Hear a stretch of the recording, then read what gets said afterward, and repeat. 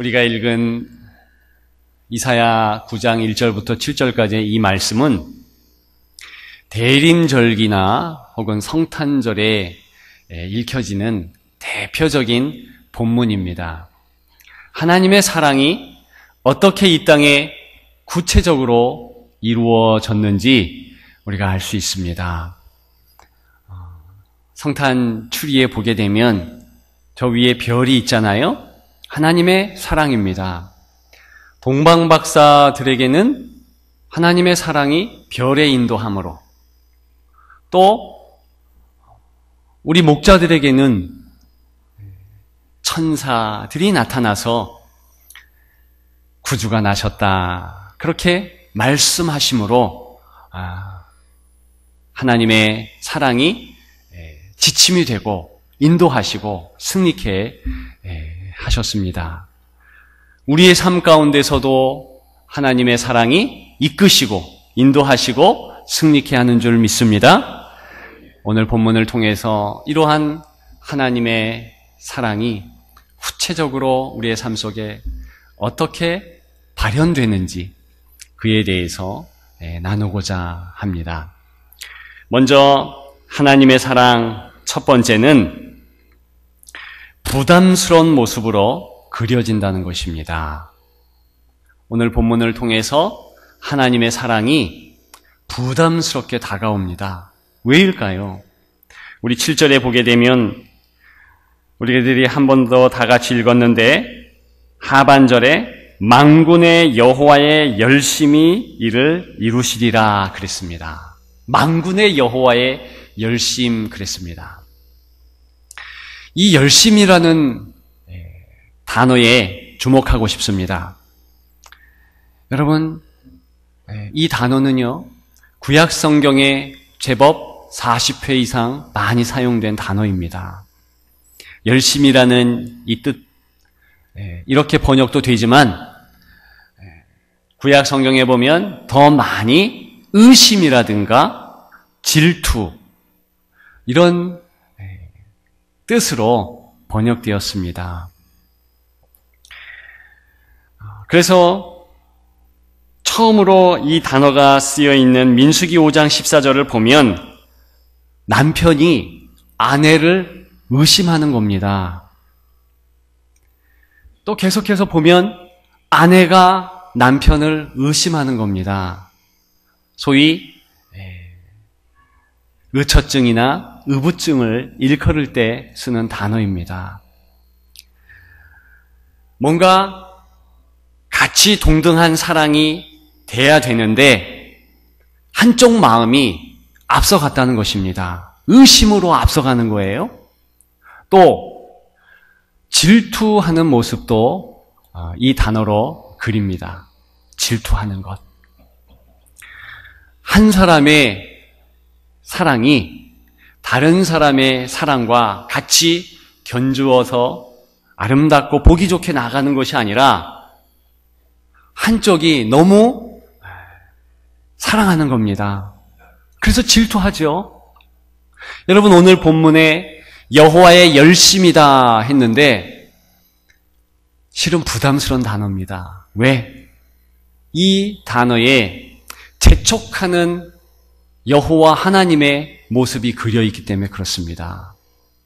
그냥 재촉하는 것이 아니라 너무 앞서가는 것입니다. 여러분, 오늘 본문의 하나님의 모습은 재촉하는 하나님이세요. 재촉하는. 그런데 점잖게 기다려주고 하는 것이 아니라 참으로 낯선 하나님의 모습, 닥달하시고 재촉하는 하나님의 모습이 오늘 본문에 포함되어 있다는 것입니다. 저는 여러분들과 말씀을 나눌 때 주로 점잖고 정말 보기에 흡족할 우리 아버지의 모습, 하나님 아버지의 모습을 같이 나눴습니다. 예를 들어 탕자를 기다리는 아버지, 얼마나 멋집니까? 끊임없이 기다려주잖아요. 하루 이틀이 아니라 돌아올 때까지. 그것이 우리 아버지의 모습, 하나님의 모습이시고, 또 창세기에 보면 사기꾼 야곱에게 저주시는 약복강 나루토의 아버지 하나님의 모습 또한 얼마나 아름답습니까? 야곱이라는 이름을 치우고 이제 너에게 이스라엘, 하나님을 이긴다. 이 이름을 주겠다. 그때의 상황은 하나님께서 져주시는 거예요. 그 넓은 품으로 다 안아주시는 겁니다. 그런데 오늘 본문에 하나님의 모습은 상당히 낯선 모습이라는 겁니다. 제가 이 모습을 그리면서 그 모습 아닐까 하는 한 모습이 떠올랐는데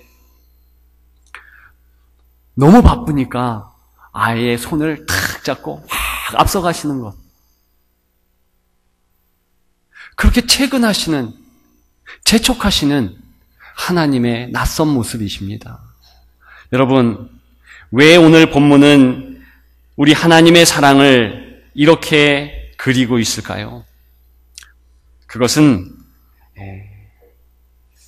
사실은 심각한 우리의 상태 때문에 그렇습니다. 하나님께서 적어도 구원받는 이 일에는 독점적으로, 강권적으로 재촉하시며 역사하시지 않으면 우리 인생은 하나님의 구원을 받을 수 없는 존재이기에. 여러분, 에베소서 2장 1절에는 우리의 모습을 죄와 허물로 죽었다 그랬습니다. 우리가 이렇게 살아있잖아요. 육적으로는 살아있지만 영적으로는 완전히 죽었다는 것입니다.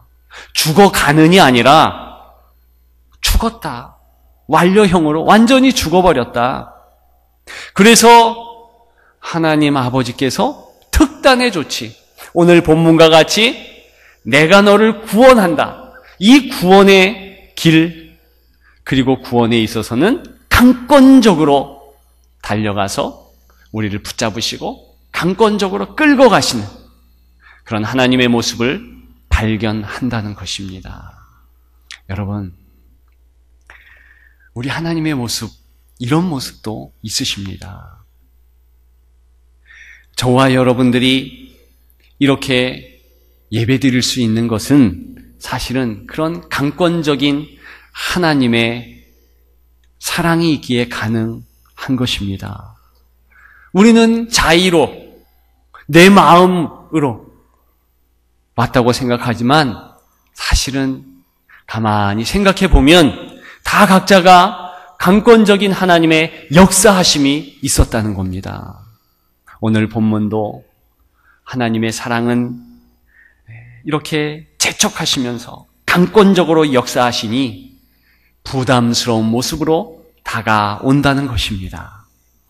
이런 하나님의 사랑을 알고 감사하는 저와 여러분들 되시기를 축복합니다. 두 번째, 오늘 본문을 통해서 보여주는 하나님의 사랑은 부담스러운 상황으로 그려진다는 것입니다. 부담스러운 상황. 왜 부담스럽겠습니까? 6절에 보면 이는 한 아이가 우리에게서 낳고 그랬습니다. 아기가 우리에게서 낳다. 지금 현 시대에는 이 아기가 주는 이미지는 순결입니다. 깨끗함입니다. 거룩함도 되죠. 그러나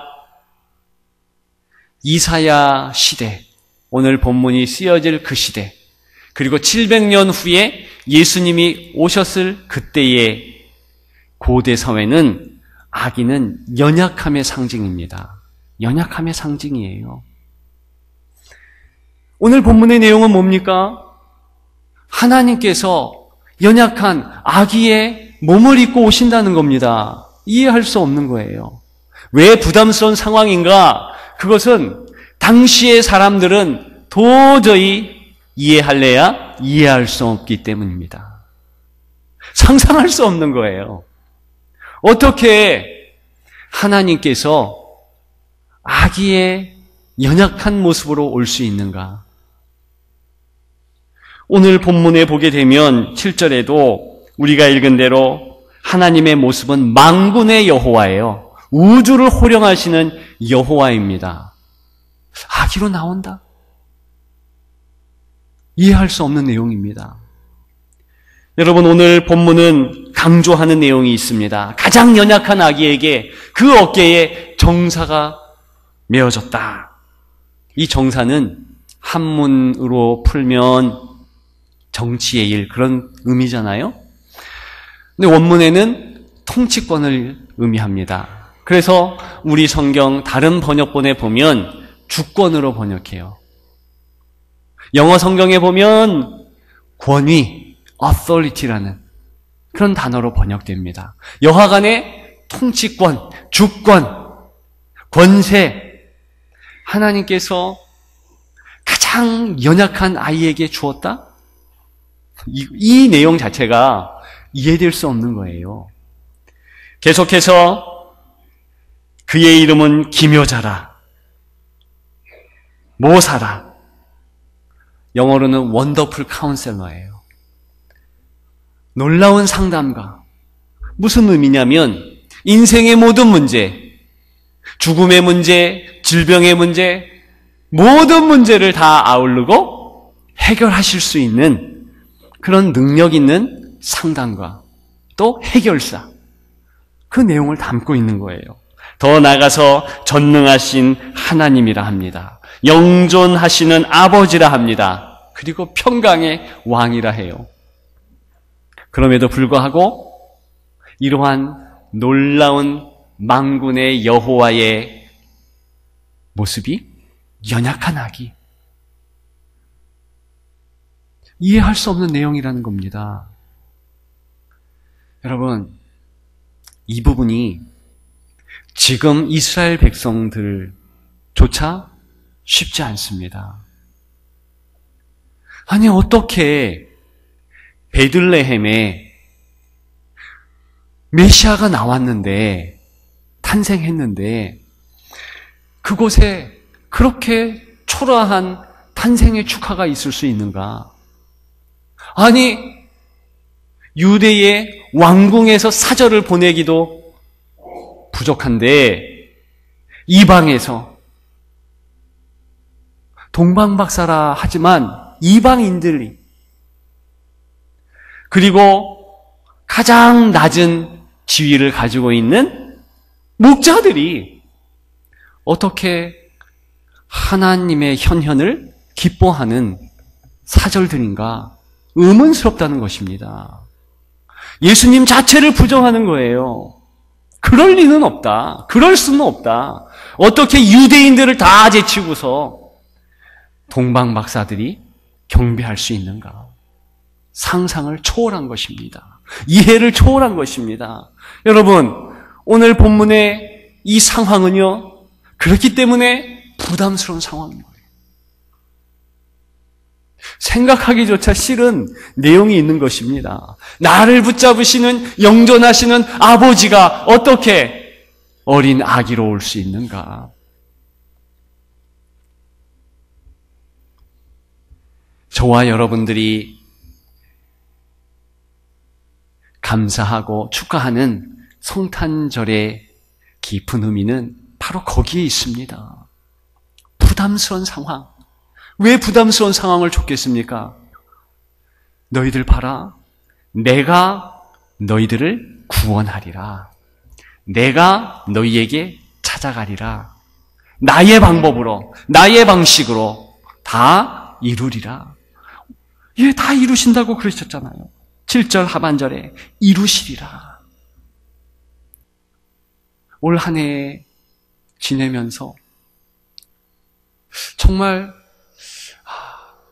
우리 이분은 신앙생활을 참 오랫동안 같이 했으면 좋겠는데, 그런 마음이 있는데 하나님의 다른 계획이 있으셔서 하나님 나라로 먼저 불러가시는 겁니다. 여러분, 이럴 때 우리는 너무 당황한 거예요. 어려운 겁니다. 힘든 거죠. 여러분, 그때의 저와 여러분들은 어떻게 해야 되겠습니까? 바로 그러한 부분도 하나님의 사랑이다. 때로는 나의 생각, 나의 상상을 초월한다 손 치더라도 모든 것 합력해서 선을 이루신다는 하나님의 강권적인 은혜 앞에 우리는 부복할 수 있는 것입니다. 그것이 인생의 하나님을 뵙는 기본적인 모습이라는 것입니다. 오늘 본문을 통해서 하나님의 사랑은 어떻게 나타나고 있습니까? 그 모습조차도 여호와의 열심, 부담스러운 모습이잖아요. 나를 재촉하시고 나를 강권적으로 인도하시고 그리고 전개되는 상황, 이 또한 너무 부담스러운 상황입니다. 그럼에도 불구하고 우리가 이 하나님의 사랑에 대해서 탐복할 수밖에 없는 것은 우리 3절에 보게 되면 이런 우리가 이해할 수 없는 하나님의 인도하심이 즐거움으로, 기쁨으로, 감격으로 바뀐다는 내용입니다. 여러분, 하나님께서 이렇게 하시되 곧 이런 내용을 주신다는 약속의 말씀입니다. 그렇기 때문에 저와 여러분들은 하나님 앞에 담대하게 때로는 내 현실이 이해할 수 없고 또는 하나님의 모습이 이해할 수 없다 치더라도 감사로서 나갈 수 있는 것입니다. 오늘 세 번째로 하나님의 사랑은 우리의 부담 또한 요구합니다. 우리의 부담 또한 요구한다. 여러분 한번 생각해 보십시오. 오늘 본문에 보면 한 아기가 우리에게 낳고 그랬습니다. 이 한 아기, 복음서에 보게 되면 우리는 예수님이 가장 어릴 때 막 태어난 갓난쟁이로 계실 때 그때의 상황을 알 수 있습니다. 제가 말씀드린 대로 동방박사도 왔고 그 다음에 목자들도 왔고 그랬습니다. 그런데 그 시간을 1년, 2년, 10년, 15년 예수님의 어린 시절을 묵상해 보십시오. 지금 생각해 보십시오. 여러분 어떤 일이 있겠습니까? 예수님이 구유의 갓난쟁이로 있으시면서 얘들아 물이 먹고 싶다. 물을 다오. 그랬겠습니까? 그냥 울었죠. 그러면 여느 부모와 같이 똑같이 예수님의 육신의 부모인 마리아와 요셉이 물을 먹이고 또 먹을 것을 주고 그랬을 것 아니겠습니까? 왜 하나님께서 그렇게 아기의 모습으로 오게 하셨을까? 여러분 이유가 있지 않았을까요? 심지어는요, 예수님이 12살 때 무슨 일이 있었냐면 동네의 어른들과 또 육신의 부모와 함께 예루살렘으로 올라갑니다. 왜 올라갑니까? 기념일을 지내기 위해서. 성전에서 기념일을 지내기 위해서 같이 올라가는 거예요. 그러다가 예수님만 남기고 이 무리들이 내려갑니다. 예수님께서 성전의 랍비들과 대화하고 있는 그때에 육신의 부모와 동네 사람들은 난리가 난 거죠. 예수님이 없어졌다고. 여러분, 이 사건은 뭘 얘기할까요? 12살이 될 때까지 부모 밑에 있었던 거예요. 아니, 그 이후에도 더 부모의 보호 아래 있었죠. 여러분, 33년입니다. 예수님이 이 땅 가운데 거하실 나이가 길지 않습니다. 33년이에요. 그 가운데 적어도 반 이상이 도움을 받아야 되는 그러한 현실 가운데 사셨다는 거예요. 무엇을 의미합니까? 그것은 예수님조차도 다른 사람의 도움을 받으셔야만 할 기간이 있었다는 것. 그것은 이 땅을 살아가는 하나님의 자녀들 누구라 할지라도 다른 사람의 도움을 받아야 된다는 것입니다. 여러분, 우리는 때로는 착각할 때가 있어요. 하나님의 사랑이 우리에게 강권적으로 역사하면 우리는 다른 사람의 도움 없이 아무 어려움 없이 그냥 쭉쭉쭉쭉 신앙생활을 해 나가면서 하나님 나라 V자를 그리면서 승리하면서 입성할까? 그렇지 않다는 것입니다.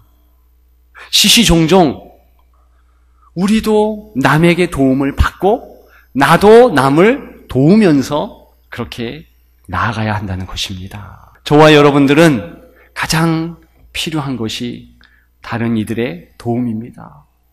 그래서 성경의 많은 이들은 중보기도를 부탁한 거죠. 나를 위해서 기도해라. 다른 사람의 기도도 필요하고 다른 사람들의 물질적인 도움도 필요하며 때로는 내가 넘어졌을 때 다른 사람의 손 내밀어 주는 것도 필요하다는 거예요. 여러분, 이것이 그리스도인의 살아가는 방법입니다. 여러분, 그렇다면 하나님의 사랑은 우리의 부담을 요구한다는 이 내용은 무엇입니까? 여러분, 때로는 우리가 부담 느낄 만큼 우리도 도와줘야 되는 거예요. 사랑해야 되는 것입니다. 성탄절에 하나님의 깊은 의미와 뜻은 거기에도 있는 거예요. 왜 성탄 때는 더 사람들을 나누기를 힘씁니까? 성탄의 정신은 무엇입니까? 바로 오늘 본문에 나와 있는 것입니다. 아기 예수도 도움 받았듯이 저와 여러분들이 이 땅 가운데서 돕고 또 도움을 받는 그러한 은혜를 나누는 것, 이것이 하나님께서 저와 여러분들에게 원하는 내용인 줄 믿습니다. 여러분, 우리는 교회를 그리스도의 몸이다 그렇게 믿습니다. 그리스도의 몸. 그러면 이 교회 안에서 어린 예수 그리스도를 돕듯 우리도 돕는 마음이 필요한 거예요. 여러분, 주의 긍휼과 주의 자비가 풍성한 우리 교회가 되었으면 좋겠습니다. 마음을 다해서 돕는 일에 부담이 왜 없겠습니까? 제가 볼 때는 기쁨으로 아기 예수께 나와왔던 동방박사나 목자들이라 할지라도 인간적인 부담은 있었을 거예요. 왜? 수고가 있잖아요, 수고. 산 넘고 물 건너 동방박사가 왔다. 땀도 흘렸겠죠. 때로는 부담이었겠죠. 여러분, 목자들도 마찬가지입니다. 예수 그리스도 앞에 나왔을 때 저들이 아끼고 사랑하는 양들을 놓아둬야 되잖아요. 적어도 그 치리하는 손을 걷고 달려서 다른 박쳐서 와야 되는 것 아니겠습니까?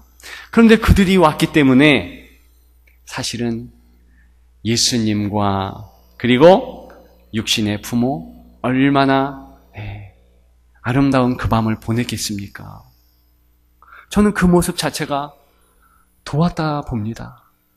예수님도 사람의 도움을 받는다.